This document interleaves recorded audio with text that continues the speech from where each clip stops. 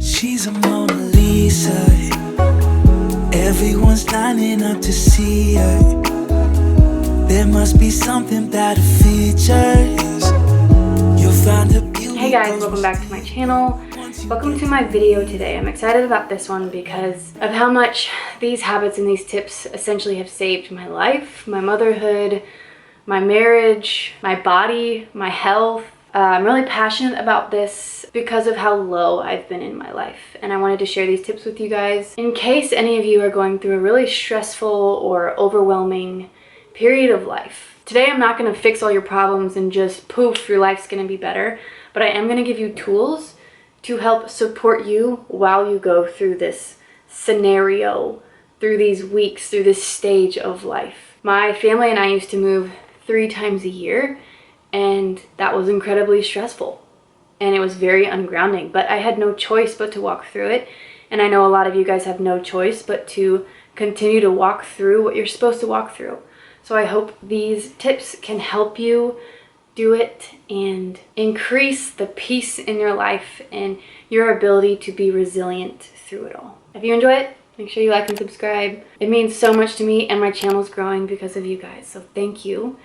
And let's get started. Number 1 is to establish a morning routine. And I say this not because it's just trending on YouTube. I say it because it's a really good way to communicate to your mind that you are safe by doing the same thing over and over and over. Instead of waking up and reading shocking information on the news or scrolling through Instagram and getting information overload. Your body wants to feel safe and grounded, and having a very routine, I mean, it could be as small as making a cup of tea, but your body thrives on routine. It keeps it calm, keeps your central nervous system calm, and it sets you up for a better day instead of overstimulating your mind. Number 2 is supplementation. I am not recommending anything that is illegal, but I will tell you what I use to support my nutrient stores, my mineral balance in my body. I think it is essential on the way I can handle stress, because stress depletes you of minerals. So the first thing I take, there are 3 things that I want to share with you today. The first one is peach juice by Organie Olivia. I use this when I'm in a pinch, like when I feel super stressed or something big happened or I feel anxiety coming on. I take 6 to 12 sprays of her peach juice and I notice a difference in 10 minutes. And that's not normally the case with herbal tinctures with me. I only share with you guys the ones that I can tell a difference, and peach juice is one of them. Number 2 is beef liver. Beef liver is really incredible for your energy levels and providing you bioavailable nutrients, which essentially is nutrients that your body absorbs really well and really quickly. So I take 2 beef liver pills in the morning. Capsules, it's desiccated, you can't taste it. The brand that I use is Ancestral Supplements. And then if I feel stressed or overwhelmed or have a big day, I take 2 more in the afternoon. But since taking beef liver, I really have felt energy levels just stabilize. It wasn't this huge like, oh my gosh, I feel so much better. But over the last few months, I'm like, wow, I really feel level and consistent. And then the last one is the Master Mineral Drink from Midigate Stress, a company that literally provides products for us that help us reduce our stress. So I will definitely be linking their website down below, but I use their Master Mineral Drink, just a couple tablespoons of that in some sparkling water and grape juice. And then I drink that once or twice a day. Again, if I have a stressful day, I will replenish my mineral stores because stress depletes you of your minerals. Number 3 is calming music. I think a lot of you might know this, but music is very, very powerful, and it can heal and it can also hurt you. And so I am hyper aware of listening and playing music in my home that will calm our central nervous systems and not spike our adrenaline and our cortisol by emitting crazy frequencies.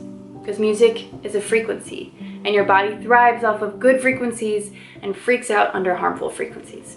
So I hope I didn't get too confusing there. I'm trying to keep this really simple, but music is a powerful tool. I will link my favorite playlist down below for you guys. Number 4 is red light therapy.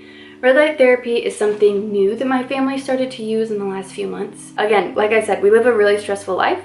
So when I come across a tool that might help support us even more, especially my husband who trains a lot. I stew on it, I research it, and we got one from Cozy. It's the S series, and I couldn't be more excited to share this with you guys because of the way it lifts our moods, our children's moods, and really supports our overall cell health. It's an incredible tool to keep in our home. It's kind of like my peace juice.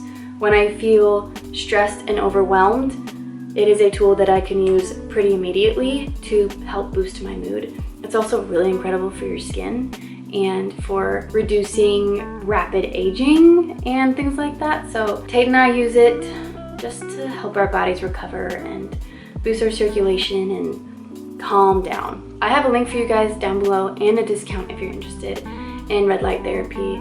Again, it's something that we really rely on these days. Number 5 is movement, and I'm not about to tell you to go smash a huge workout in the gym. It's quite the opposite. I'm actually an advocate for 10-minute workouts. I do this every single day. Some days I miss it, and that's fine. But 10 minutes of intentional movement with weights, maybe some push-ups, some squats, exercises where I am building muscle and lifting heavy things is essential for my metabolism and my mood and my energy and my circulation. I will not exhaust myself with cardio anymore. That just spikes my cortisol levels. I used to be an athlete, soccer player, and didn't realize how much that was actually hurting me. I realize that now. Number 6, it's more of a tip than a habit, but it is essential to be aware of the things that trigger you and the things that bring you joy and fulfillment. So I encourage you to write down on whatever piece of paper you find. Could be a napkin, could be on your phone, could be on a random piece of paper, but write down your triggers, your stress triggers, the things that easily overwhelm you. I think awareness in this area can be one of the most helpful tools that I share with you today. And then on another side of the paper or another piece of paper, write down things that just bring you joy. For me, it's sitting in a coffee shop or riding my bike or exploring the city. I love going on date nights with my husband. I love snuggling my children. It could be anything, but make sure you know what brings you joy and refer back to that on really low days. Number 7 is just a tip about coffee. If you are drinking coffee first thing in the morning before any food, you're sending caffeine and adrenaline straight into your bloodstream, and it's spiking your body's cortisol first thing in the morning. And when your cortisol is high, that's your stress hormone. You're gonna be stressed a lot more than you realize. A few ways to combat this: not telling you to give up coffee whatsoever, but eat a meal with your coffee. Or put collagen in your coffee with maybe some cream and sugar. Good quality cream and good quality sugar. Those aren't as bad for you as you think. The processed stuff is what you gotta get rid of. But support your body by giving it nutrients, protein, a healthy source of fat while you drink coffee and caffeine. Number 8 is vitamin D. And I'm talking about the sunshine. It's the best source of vitamin D and nutrients that we have. It's free and it shows up every single day, even through the clouds. If I could share one thing with you guys, it's just to look at the sun and see it as the best healing tool that we have. It is an immediate mood booster, hence why everyone loves being outside. It's so nourishing for your skin, for your hair, for your eyes, for your health, for your cells, for your mood, for your circulation levels, for your circulation, for your heart. So get outside in the sunshine as much as you can. I know a lot of us work inside, so like 5 minutes a day just sitting outside on my steps, so good. I'll take those 5 minutes. But I do try to make it like hours if I can. 9 is don't be afraid to nap. Don't be afraid to nap. And if you're not a napper, then maybe just spend 20 minutes on your bed in a comfy position, no phone, no gadgets, no tasks, just be. And if 10 minutes is all you really have, then do 10 minutes. Cut. I'm for sure not napping right now because I'm filming and working, but I needed some B-roll for this, so let's just pretend, shall we? That I look this great when I'm napping and I'm covered in makeup. This is so natural. Good for your hormones though. Restore your energy levels by letting your body know that you can recover for a little bit.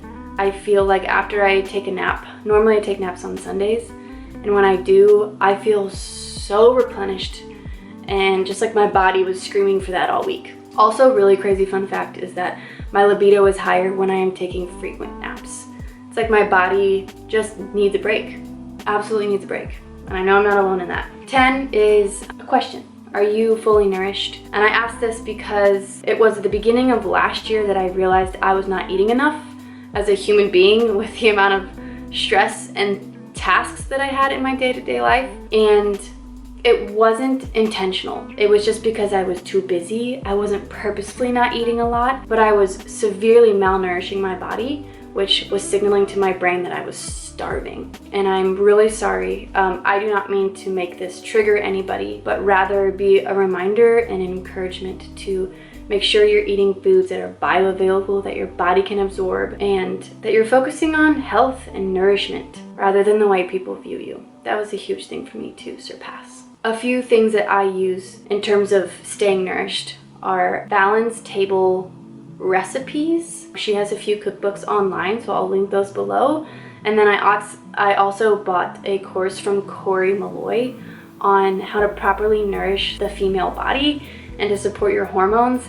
It's absolutely incredible, and if I could shout it from the mountaintops for everyone to read about pro-metabolic and fully nourishing your body, I will do that. I feel like I'm sort of doing that on YouTube, but it's incredible stuff, and nourishment is something that I am working on every single day. 11 is just a Bible verse that helps me when I am feeling stressed, and I wouldn't say it's one that makes me feel better. I think it's a very confronting one, but it's Matthew 6:21 that says, "For where your treasure is, there your heart will be also." Anytime I'm stressed, this really does pop up in my head, because a lot of times it's because I'm focusing on the wrong things. I'm focusing on worldly desires and needs instead of desiring my Heavenly Father and seeking His kingdom. It's really hard, but I want to be set apart. And so I have this Bible verse written in a lot of places to remind me that my treasure is the Lord and building the kingdom. And when I'm focusing on other things, I'm almost always overwhelmed and unfulfilled and stressed. And that's not to preach at you guys, it's just something that was essential to my healing, and I had to share that. 12 is a daily journal prompt. I just posted about this on my Instagram, and I got a lot of really great feedback, which was really cool. It's a one-page journal prompt where I write my to-do list, my gratitude, my prayer requests, and the things I'm working on daily. I don't feel like I need to get into this much. If you're interested in seeing what it looks like, you can head to my Instagram channel. I started doing this to live more intentionally, and by simply writing these things out every single morning, I really believe that I'm living life more intentionally and with purpose. And I'm praying for the people that I say I'm praying for, and I'm working on the things that I want to work on because I'm constantly writing it over and over and over. It takes me about 5 minutes, sometimes 20 minutes if I want to reflect on things a little bit more. But it's a small habit that's really changed my mindset and the way I live my life. 13 is wear comfortable clothing that fits. I think this is self-explanatory. I also think it needs to be said because of how long it took me to learn this. I tried for so long to fit into clothes that I thought people wanted me to fit in, and to wear clothes that I thought people wanted me to wear. But it wasn't until I decluttered my closet and created a very curated closet that made me feel good, comfortable, got rid of my jeans that I was never gonna fit in that I just kept holding around, that I really became content with my body and my appearance and the way I feel. It's such a small little habit, but a really important one for me. Comfortable clothing can still be cute, but it should be comfortable. Yeah. And then last one is declutter. If you're new here, I do a lot of videos on decluttering because of the power and the impacts that it can have on your life. It's had a humongous impact on mine. I'm a different person because of the clutter that I've been able to get rid of in my mind, in my home, in my closet, on my schedule. There's so much more room for the things that matter in my life. And that concludes my list. I genuinely hope this helps you. You don't have to take all of them. Maybe just try one. Maybe try another one the following week. But these are coming from my heart, not from someone else's content. This is me. These are the things that help me get back on the horse and live the life that I've been called to live, but to do it well and with intention. So thanks so much for being here, and I'll see you guys in the next video. Way home, avoid what I can let